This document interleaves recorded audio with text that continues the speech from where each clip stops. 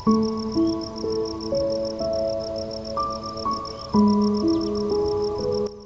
mo ba nasabing hindi ka favorite ng tao sa paligid mo? Hi, ako nga pala si Mr. Podcaster. Ang sasama sa'yo sa Healing Journey. Ano ba ang mga sign na hindi ka nila favorite? O anong mga bagay na narealize mo bakit di ka nila favorite? Isa sa masakit na realization sa akin na hindi ako favorite ng isang tao. Ngayon nandyan ka pero di nila kailangan ng presence mo. O kaya naman, nandyan ka pero di mo feel na mahal ka nila. Hindi lang to tungkol sa pamilya. Pero most of the time, mas masakit sa part na sa bahay mismo nagsisimula ang maranasan ng favoritism. Masakit bilang isang anak na mas priority nila yung kapatid mo kaysa sa'yo. O tungkol sa kaibigan mo, o sa work mo, ang masakit. Minsan isipin na ginawa mo yung best mo.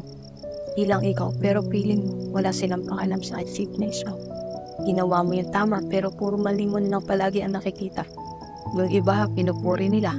Pero pag sa'yo, palagi ang kinukumpir sa iba. Minsan napapatanong ako, o kayo rin ba? Na may nagawa ba tayong mali sa kanila para itrato tayong ganito? Deserve ba natin kung mararamdaman nating pain? Pag mismo mata mo ang nakakita kung paano sila sa kanya at paano sila sa'yo. Pag sa'yo, gagawa natin ng paraan. O mas masaklap, arte lang yan. Pag sa kanya, problema na kaunti, pero nasusolusyon ng agad. Sa pagkatao natin, para sa iba, tayo ay palaging may mas magaling to, mas maganda yan, mas pogi yan, mas matalino to. Kahit hindi naman tayo nakikipagkompetensya at hanap lang natin ay pantay na pagtrato. Pero alam mo, may narealize ako, ang mga hindi favorite, sila yung mga taong kayang mamuhay mag-isa o tumayo sa sarili nilang mga paa. Kasi alam nilang wala silang ibang aasahan kundi sarili nila. Ang mga hindi favorite, sila talaga yung malalakas. Kasi nagpapatuloy sila bilang sila.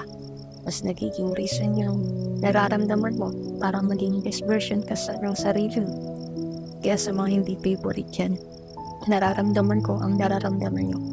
Kaya believe ko sa inyo, kahit hindi nyo maiwasang ikumpara ang sarili nyo sa kanila, kahit nakaka-down na minsan, nandito pa din kayo nagpapakatatag.